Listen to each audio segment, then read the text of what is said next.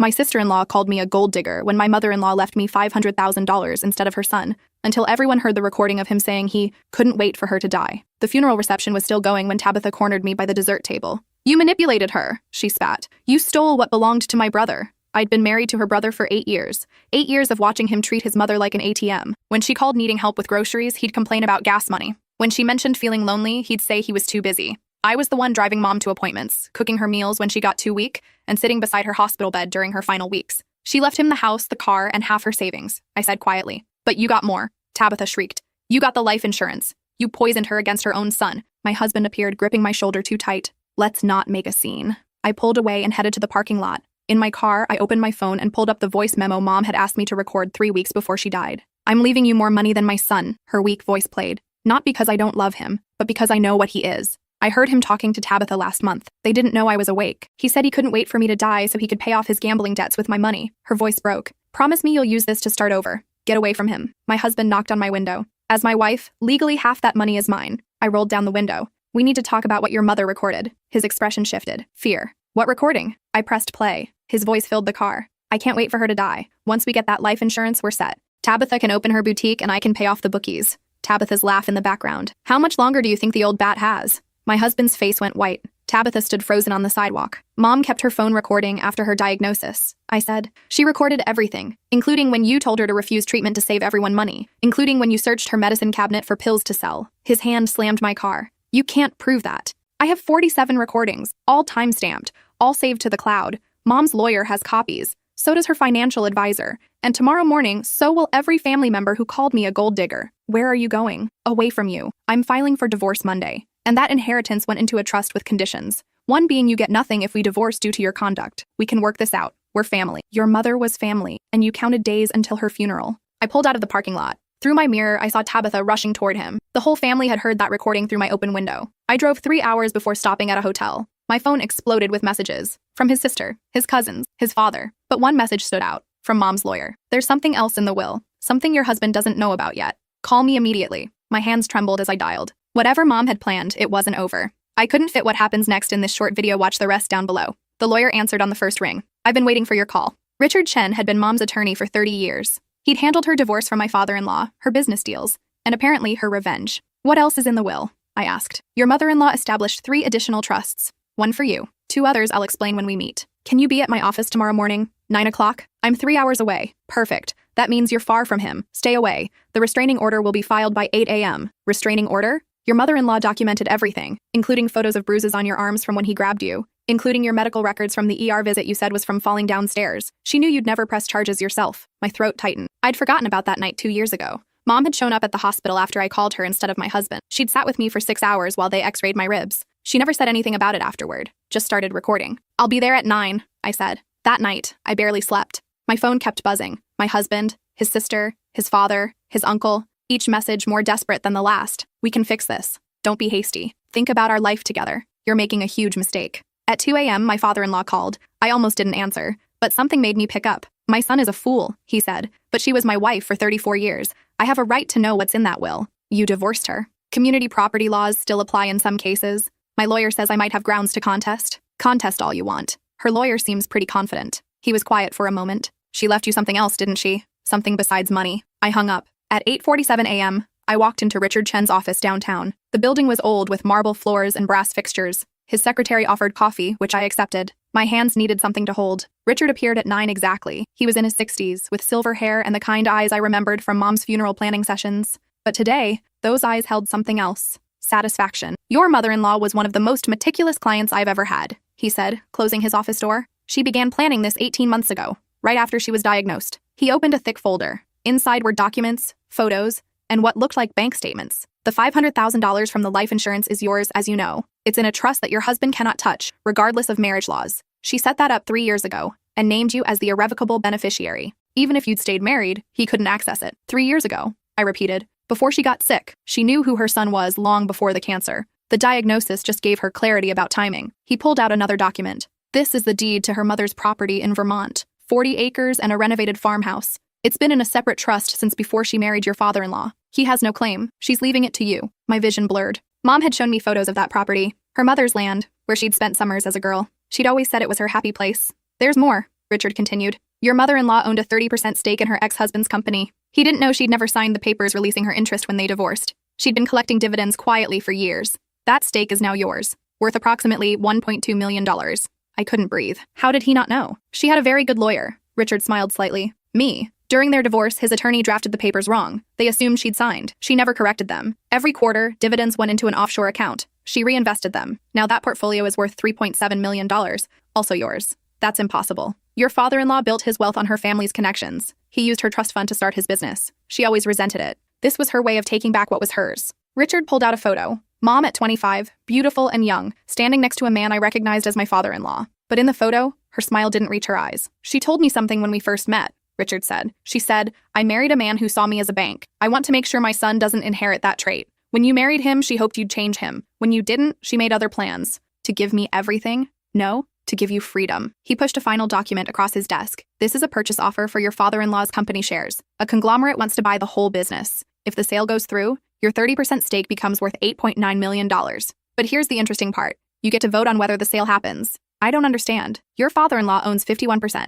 but he needs 75% approval from all shareholders to sell. Your mother-in-law's 30% puts you in the position of kingmaker. He needs your vote. And if I say no, he's stuck with a company that's struggling. His debts are significant. Without this sale, he'll likely have to file bankruptcy within 2 years. He has debts? Richard smiled. Your husband isn't the only gambler in the family. Your father-in-law has been borrowing against the company for years. Poor investments. Bad deals. He needs this sale desperately. My phone buzzed. Another message from my father-in-law. We need to talk about the will. I'm sure we can come to an arrangement. He knows, I said. I filed the paperwork this morning. He received notice an hour ago. Richard handed me a pen. You have 90 days to decide whether to approve the sale. During that time, he'll do everything possible to pressure you. Your mother-in-law anticipated that. He pulled out another document. This is a harassment restraining order. Against your husband, his sister, and his father. If any of them contact you, they face legal consequences. The order is already active. I stared at the papers covering Richard's desk. My entire life was changing, and Mom had orchestrated it from her deathbed. Why did she trust me with this? Because in 8 years, you never asked her for anything. You never treated her like an ATM. You just loved her. Richard's eyes softened. She told me you reminded her of who she used to be, before she made the mistake of marrying a man who only saw her value in dollars. I signed the restraining order paperwork. What happens now? Now you disappear for a while. I've arranged a place for you to stay. A friend's cabin in Montana. No one knows about it. You take time to think about what you want. The trust distributions will begin next month. I'll handle everything legally. Can they contest the will? They'll try. Your father-in-law has already called 3 times this morning. But your mother-in-law's will is ironclad. I made sure of that. Every recording, every photo, every piece of evidence is documented and legal. She built a case that would take years to unravel. And frankly, they don't have years. Because of the company debts. Exactly. Time is not on their side. I left Richard's office at 11 a.m. with a new phone, new bank cards, and an address in Montana. My old phone I left on his desk. He'd have it wiped and destroyed. On the drive to Montana, I stopped at a small diner for lunch. The waitress was friendly, asking where I was headed. I realized I could say anything, be anyone. For the first time in 8 years, I wasn't somebody's wife or daughter-in-law. I was just myself. Visiting family, I lied easily. She smiled. Safe travels. The cabin was 3 hours north of Billings, hidden in pine trees with a view of mountains. It had 2 bedrooms, a stone fireplace, and absolute silence. No neighbors for 5 miles. The owner had left supplies including firewood and groceries. I spent the first week sleeping, my body finally releasing 8 years of tension. I'd wake up panicking, thinking I needed to be somewhere, do something, take care of someone. Then I'd remember. I was free. The second week, I started cooking actual meals. Not the elaborate dinners my husband demanded, but simple things I enjoyed. Pasta with vegetables, grilled cheese sandwiches, soup from scratch. I ate slowly, tasting everything. Richard called on day 12. Your father-in-law made an offer. He'll drop all legal challenges if you approve the sale and accept $2 million cash. He keeps the rest. That's not how math works. My 30% is worth $8.9 million if the sale happens. I told him that. He said you don't understand business. That your mother-in-law was confused when she made these arrangements. That he's being generous. What did you say? I told him my client would consider his offer and respond within 30 days. I don't need 30 days. The answer is no. Are you certain? That's a lot of money to walk away from. I'm not walking away from it. I'm just not letting him profit from stealing my mother-in-law's trust fund 30 years ago. Richard chuckled. I was hoping you'd say that. I have another option. The company making the purchase offer? They're willing to buy just your 30% for $4.2 million. You'd get your money immediately, and your father-in-law would be stuck in a partnership with a conglomerate that will slowly squeeze him out. How is that better than blocking the full sale? Because the conglomerate wants the company. They'll get it eventually. This way you get paid now and you get to watch him squirm for years as they dismantle everything he built. It was petty, vindictive, exactly what Mom would have wanted. Let's do it. I'll have papers drawn up. They'll need your signature by the end of the month. I spent the rest of March hiking. The Montana wilderness was brutal and beautiful. I'd never been outdoorsy before. My husband hated camping, hated anything that couldn't be controlled or scheduled. But out here, nothing was controlled. Weather changed without warning. Trails disappeared. You just had to adapt. On my 31st day in Montana, I drove into town for supplies. The grocery store was small, the kind where everyone knew everyone. I was picking through apples when I heard a familiar voice. "Excuse me, do you know if these are local?" I turned. Tabitha stood 3 feet away holding a bag of potatoes. My blood went cold. How had she found me? Then she looked directly at me and smiled. "Sorry, I'm new around here, just moved from Idaho." She didn't recognize me. I'd cut my hair short and dyed it darker. Lost 15 pounds from hiking and stress. No makeup, different clothes, new glasses. "I think those are from Washington," I said carefully. "Thanks." She moved past me toward the dairy section. I abandoned my cart and left immediately. At the cabin, I called Richard. "Tabitha is in Montana, same town." "That's impossible." The restraining order. She didn't recognize me. She's just here. Maybe coincidence? There are no coincidences. Give me 2 hours. He called back 90 minutes later. "Tabitha moved to Montana 3 weeks ago. Filed paperwork for a boutique in that exact town. She bought the commercial space with a loan from your father-in-law. She's hunting me. It appears so. They don't know you're there specifically, but they've been buying property in small towns across 5 states, hedging their bets. Tabitha's probably been told to keep her eyes open. I need to leave. I have somewhere else. Oregon coast. More remote. I'll text you the address." I packed in 20 minutes. Left the cabin keys under the mat as instructed and drove southwest through the night. The Oregon location was a converted lighthouse keeper's cottage, perched on cliffs overlooking the Pacific. The nearest town was 40 minutes away. I arrived at dawn and slept for 14 hours straight. April became May. Richard called weekly with updates. The conglomerate's purchase of my shares was progressing. My father-in-law had tried to block it legally, claiming undue influence. The judge dismissed it. My husband had filed for legal separation, trying to claim he'd been faithful and I'd abandoned him. Richard sent him the recordings. He withdrew the filing. "They're getting desperate," Richard said during our May 15th call. "Your father-in-law offered $5 million for your shares directly. Still no. He's also threatened to sue you for alienation of affection against his ex-wife. That's not even a real thing in this context." "No, but he's throwing everything at the wall hoping something sticks. His company is bleeding money. The potential buyers leaked word that a sale might happen, so his vendors are demanding immediate payment. His credit is maxed. He needs this resolved." "How long until my share sale completes?" 2 weeks? Maybe 3. On May 23rd, the money hit my account, $4.2 million. After taxes and legal fees, I'd clear $3.1 million.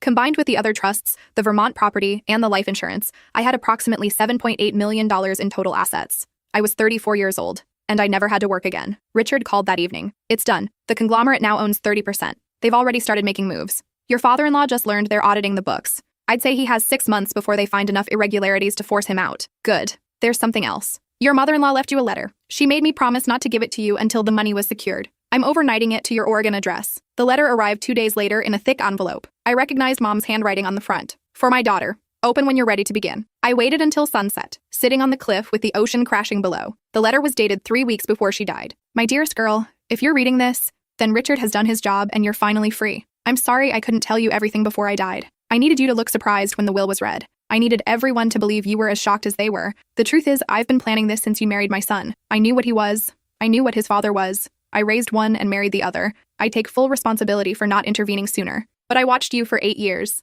I watched you try to change him, try to love him into being a better person. I watched you sacrifice pieces of yourself trying to fit into a family that never deserved you. And I realized you'd never leave on your own. You're too loyal, too hopeful. So I had to do it for you. Everything I've given you isn't just money. It's permission. Permission to start over. Permission to be selfish. Permission to walk away from people who take and never give. The Vermont property was where I was happiest. Before marriage, before children, before compromise.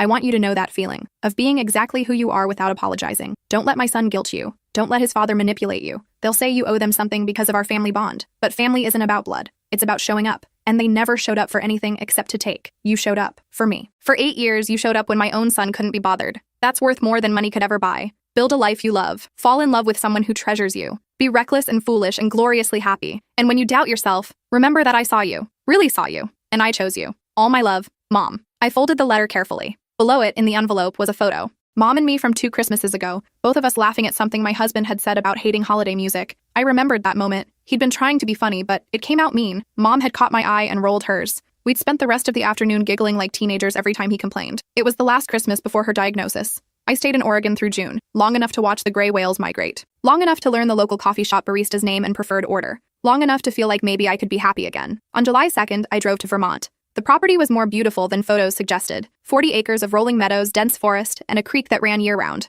The farmhouse had been renovated 5 years earlier with wide windows, modern appliances, and a wraparound porch. Mom's furniture was still inside, covered in sheets. I pulled them off slowly, revealing pieces I remembered from childhood visits to her place. A rocking chair she'd nursed my husband in, a dining table where we'd played cards during her chemo treatments, a bookshelf filled with paperbacks she'd read and reread. I spent July settling in. I painted walls, planted a garden, and fixed the sagging porch steps. Physical work that left me exhausted and satisfied. The nearest neighbor was 2 miles away, an older woman named Dorothy, who brought me zucchini bread and didn't ask too many questions. "You're the one who inherited from Patricia," she said on her 3rd visit. "You knew Mom?" "Knew her grandmother better. Wonderful woman. Patricia used to come up here every summer with her mother, before she married that awful man." Dorothy shook her head. "We were all sad when she stopped visiting, but I heard she never sold the place. Waited 40 years to come back. She left it to me. Smart woman. She knew you'd appreciate it." Dorothy looked around the property. "Place needs love, but you seem like the type who's got love to give." August was hot. I swam in the creek and read every book on Mom's shelves. Some had notes in the margins. Her thoughts, her questions, her reactions.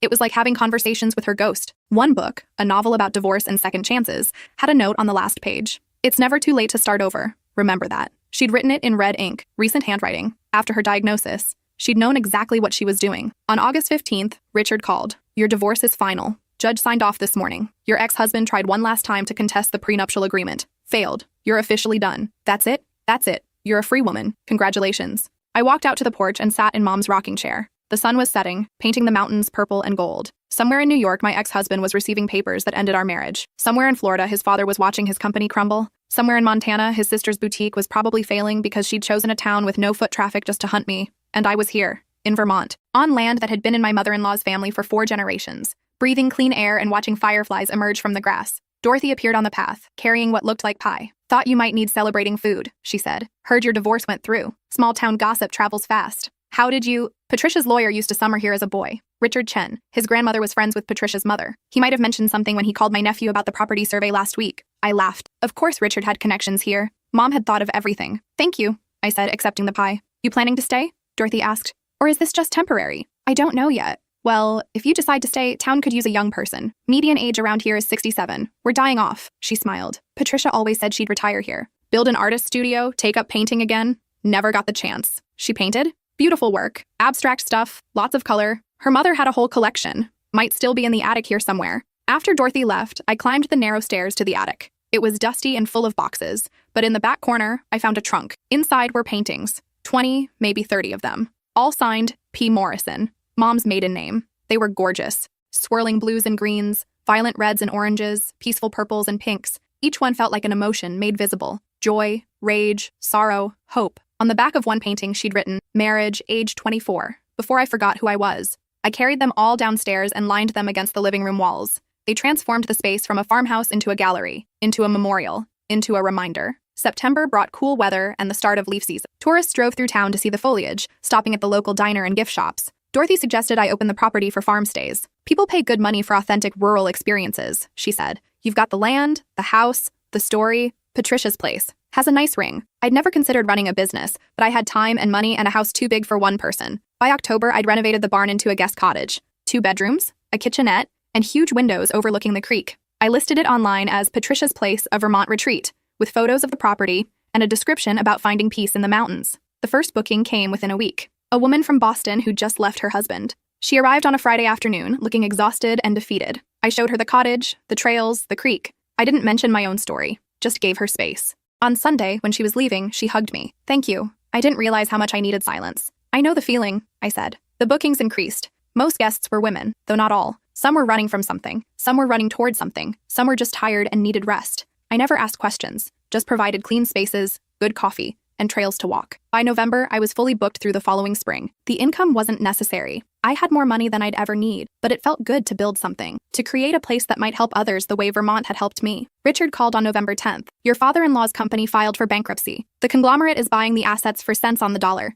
He'll be lucky to walk away with anything. And my ex, working as a salesman at a car dealership. Tabitha's boutique closed last month. They're selling the Montana property at a loss." I should have felt triumphant. Instead, I just felt tired. Does this ever end? What do you mean? The anger. The need to know they're suffering. Richard was quiet. "Your mother-in-law asked me the same thing 6 months before she died, after she'd set everything up but before she'd gotten too sick to change her mind." "What did you tell her?" "I told her that revenge isn't about making them suffer. It's about making sure they can't hurt you anymore. She'd spent 34 years being hurt. She wanted to ensure you wouldn't spend 34 more. I'm free now, so why do I still check your updates? Because freedom takes practice. You're still learning how to live without looking over your shoulder." He was right. I'd been free for 7 months, but I still woke up sometimes expecting to hear my ex's voice demanding breakfast or criticizing my clothes. Still caught myself apologizing for taking up space. "How long does it take?" I asked. "To stop feeling like their prisoner?" Everyone's different. But you're building something new here. That helps. December brought snow, 3 feet in the first storm, then another 2 feet the following week. The property was completely isolated, roads impassable for days.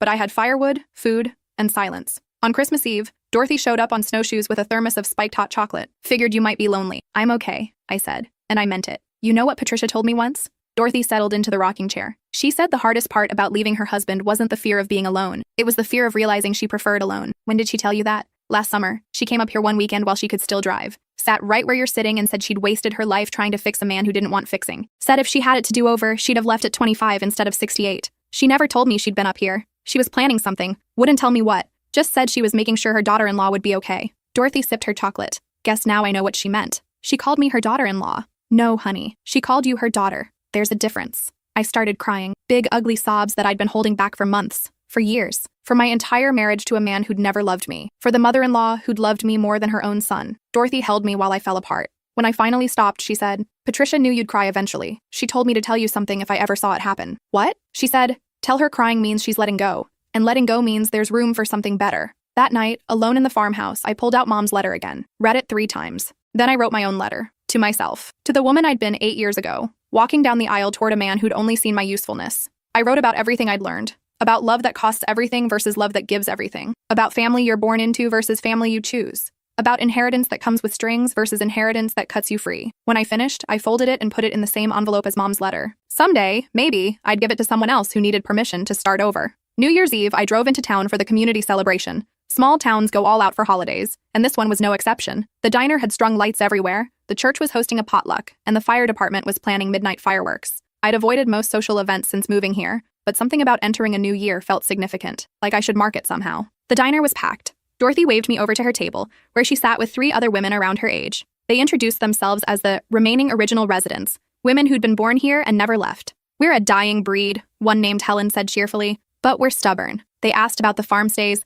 about my plans for the property, about whether I'd eventually sell and move somewhere warmer. Normal questions. Nothing about my past or my divorce or my inheritance. It was refreshing. At 11:45, everyone moved outside for the fireworks. The temperature had dropped to 12 degrees, but no one seemed to care. Someone started singing, badly, and someone else joined in. At midnight, the sky exploded with color. Not professional fireworks. These were clearly the fire department's homemade contraptions. But they were beautiful in their imperfection. Dorothy raised her thermos. To New Year's and new beginnings. And to women who leave legacies, Helen added, looking at me. I raised my own cup of cider. To second chances. The fireworks lasted another 10 minutes before fizzling out. The crowd dispersed slowly, people heading home through the snow. I was walking toward my truck when I heard someone call my name. My real name. The one I'd been born with. Not the married name I'd shed in the divorce. I turned. A man around my age stood near the church steps, looking uncertain. I'm sorry, I think you have me confused with someone else, I said automatically. No, I don't. He stepped closer. You're Patricia Morrison's daughter-in-law. Ex-daughter-in-law now, I guess. I'm Liam. I worked at her estate planning firm 5 years ago.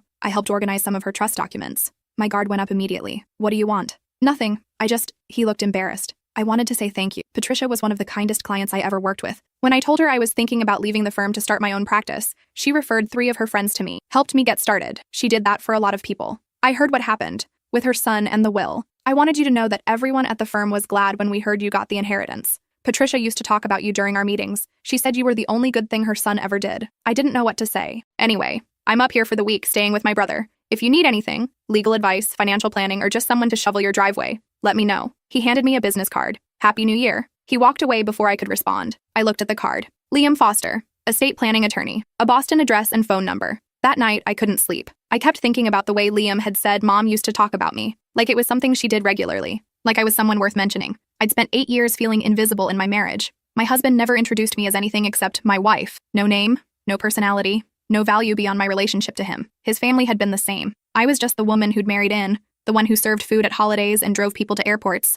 But Mom had seen me, had talked about me, had planned an entire financial empire transfer just to set me free. I pulled out my laptop and searched for Liam Foster's firm. It was small but successful, with good reviews and an impressive client list. He specialized in helping people protect assets from abusive family members. Of course he did. Mom would have loved that. On January 3rd, I called his number. Liam Foster. This is Patricia Morrison's daughter-in-law from New Year's Eve. Hey, I'm glad you called. I have a question about trusts and estate planning. Sure, what's up? If I wanted to set up something similar to what Patricia did, a way to help other women leave bad marriages, how would I do that? He was quiet for a moment. That's a beautiful idea. Are you thinking a nonprofit? Or private trust distributions? I don't know. I just know I have more money than I'll ever need, and mom gave it to me for a specific reason. I want to pay that forward. Can we meet? This conversation deserves more than a phone call. We met at the diner 3 days later. Liam had driven up from Boston with a folder full of information about different charitable structures. He'd done research, pulled examples, and outlined pros and cons of each approach. You could establish a foundation that provides emergency funds to women leaving abusive relationships, he said, or a trust that pays for legal fees and temporary housing, or a grant program for women starting businesses after divorce. Why not all of it? That's ambitious, but possible. You'd need a solid structure, good oversight, and clear criteria. We talked for 3 hours. By the end, we'd sketched out a plan for what we called the Morrison Trust, named after mom's maiden name. It would provide financial support, legal assistance, and housing grants to women escaping dangerous marriages. This could help hundreds of people, Liam said, looking at our notes. That's the idea. Can I ask why you're doing this? Beyond wanting to honor Patricia? I thought about the 8 years I'd spent believing I couldn't leave, about the recordings mom had made because she knew I'd never have the courage to document the abuse myself, about the inheritance that had literally bought my freedom. Because I got lucky, I said finally. I had someone looking out for me. Most women don't.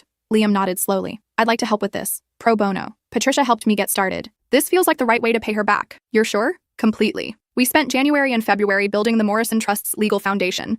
Liam handled the paperwork while I worked with local domestic violence organizations to understand what women needed most. The answers were consistent: immediate cash, safe housing, and legal representation. By March, we'd funded our first 3 cases: a woman in Ohio who needed money to break her lease and move states, a woman in Texas who needed legal fees for a custody battle, a woman in Maine who needed first and last month's rent for an apartment her ex couldn't find. Each case felt like saving a life, like giving someone what mom had given me: options. On March 15th, Richard called. I heard about your foundation. Patricia would be proud. It was her money. Seemed right to use it her way. There's something I didn't tell you. From the will. My stomach dropped. What? Patricia left video messages. 5 of them. She made me promise not to give them to you until certain milestones happen. You just hit milestone 2. What was milestone 2? Using the inheritance to help others. She predicted you would. She had a whole timeline mapped out. Milestone 1 was getting through the first year. Milestone 2 was this. Milestone 3, he paused. Well, we'll get there when we get there. Where are these videos? I'm uploading them to a private server. You'll have access in an hour. I waited by my laptop like a kid on Christmas morning. When the email finally arrived, I clicked through to the secure site. 5 video files, each labeled with a number and a date.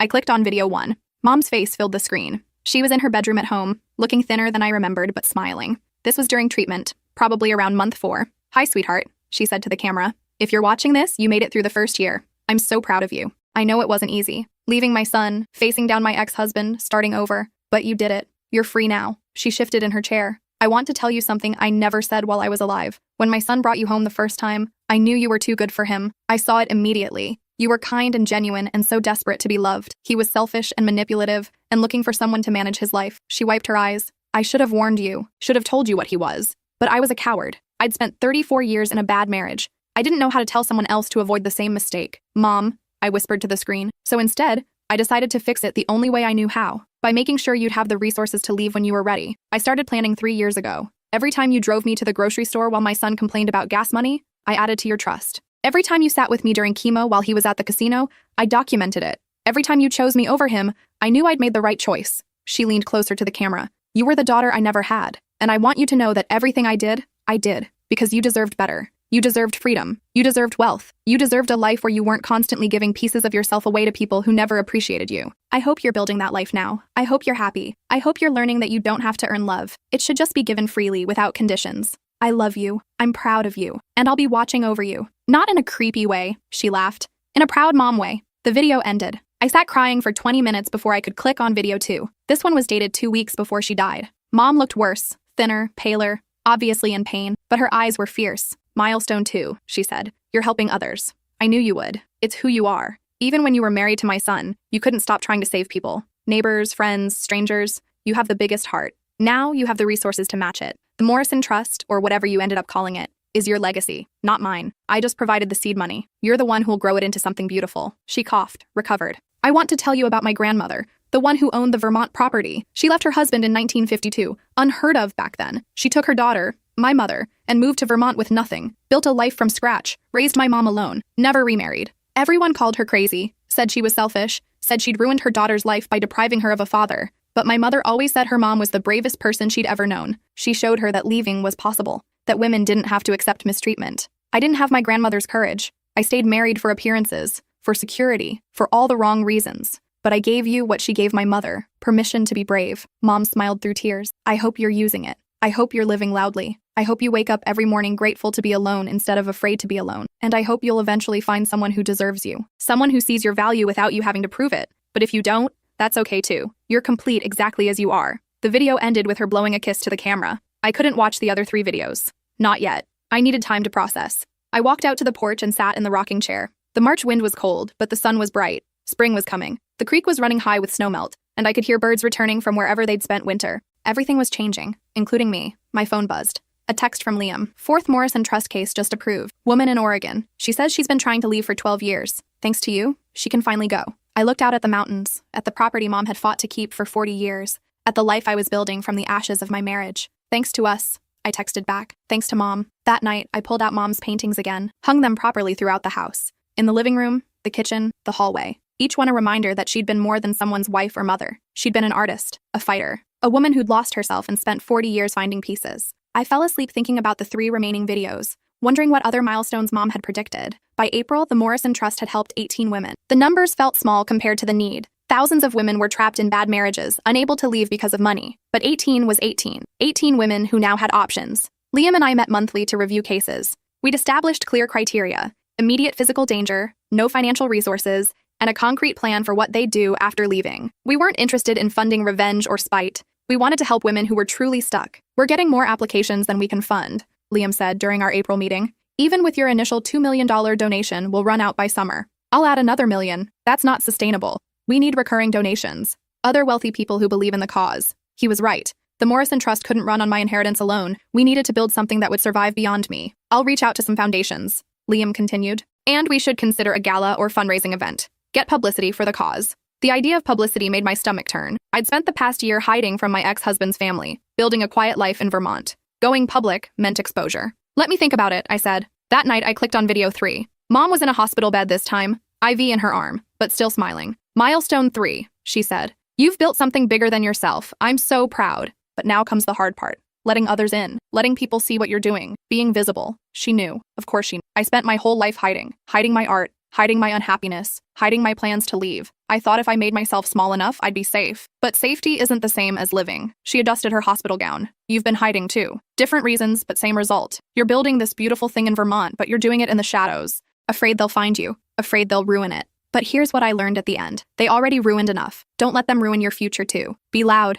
Be visible. Let people see the Morrison Trust and know what it stands for. Let my son and his father and his sister see that their cruelty led to something good. She leaned toward the camera. The best revenge isn't making them suffer. It's building something so beautiful they can't touch it. Something that will exist long after they're gone. Something that proves they didn't break you. Be visible, sweetheart. Let them see you thriving. The video ended. I sat with her words for 3 days before calling Liam. Let's do the gala. We scheduled it for June in Boston. Liam knew event planners, and I had money. Within a week, we'd rented a venue, hired caterers, and started reaching out to potential donors. The publicity was immediate. Local news picked up the story of a trust fund helping domestic violence survivors, then regional papers, then national outlets. Vermont woman uses inheritance to help others escape abuse, read one headline. Daughter-in-law creates trust to honor mother-in-law's legacy, read another. My ex-husband's family saw the stories. Of course they did. Tabitha called from an unknown number. I let it go to voicemail. You're using Mom's memory to make yourself look good. This is disgusting. You're profiting off tragedy. I blocked the number. My father-in-law tried email. We should talk about your foundation. I have business connections who could help expand your reach.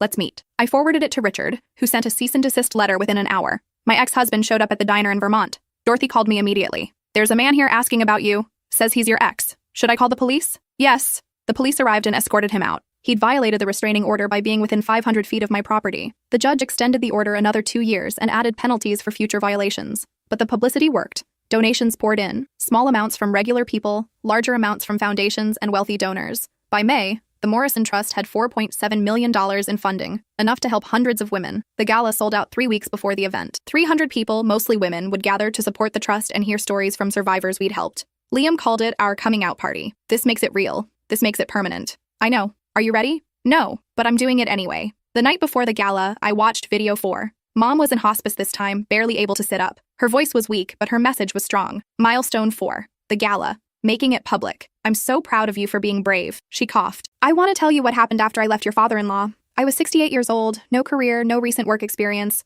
Everyone said I was too old to start over, that I should have stayed and made the best of it. But I got a studio apartment, got a part-time job at an art supply store, started painting again for the first time in 40 years. And you know what? I was happier than I'd been in decades. Poor, but happy. She smiled weakly. That's when I realized I'd wasted so much time being afraid. Afraid to leave, afraid to be alone, afraid to start over. All those years, I could have been free. Don't waste time being afraid. Take risks, make mistakes, live loudly. The people who love you will support it. The people who don't matter. She looked directly at the camera. I wish I could be at your gala. I wish I could see what you've built, but I'll be there in spirit, probably causing trouble. You know me. The video ended with her laughing, then coughing. I cried for an hour, then I got dressed for the gala. The event was beautiful. Liam had transformed the venue with lights and flowers and Mom's paintings. We'd borrowed them from Vermont, hung them throughout the space. People moved from painting to painting, reading the small plaques that explained who Patricia Morrison was. Artist, mother-in-law, survivor, visionary. 3 women we'd helped spoke about their experiences. One had left with 2 children and $200 in cash. Another had escaped with just her dog. The third had been planning to leave for 15 years before she finally got the resources to do it.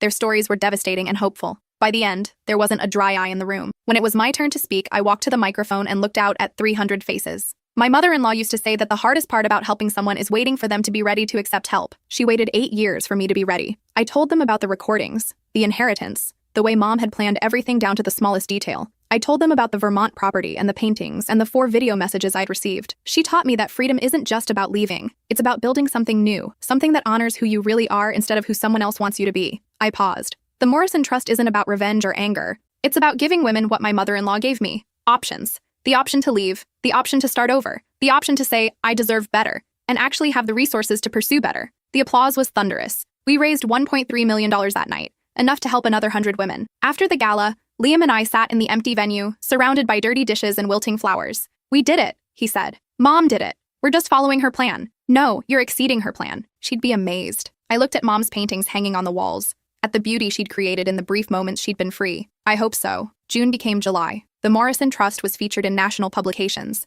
We started getting applications from women across the country, from Canada, from the UK. The need was overwhelming. We hired staff, a case manager to review applications, an attorney to handle legal paperwork, a financial advisor to manage distributions. The small operation I'd started in Vermont had become a real organization. On July 15th, exactly 1 year after I'd arrived in Vermont, I finally watched video 5. Mom was unconscious in this one, or mostly unconscious. Someone else was holding the camera. A nurse, maybe. Mom's eyes flickered open. Final milestone, she whispered. 1 year of freedom. Are you happy? She didn't wait for an answer. She knew she'd be gone by the time I saw this. I hope you found joy. Real joy. Not the fake happiness you performed during your marriage, but actual contentment. I hope you wake up grateful instead of anxious. I hope you take up space instead of shrinking. I hope you're loud and messy and unapologetically yourself. Her eyes closed. And if you're not there yet, that's okay. Healing takes time. Building a new life takes time. Learning to trust yourself again takes time. Be patient with yourself. I wasn't patient enough with myself. I waited until I was dying to start living. Don't make that mistake. Live now,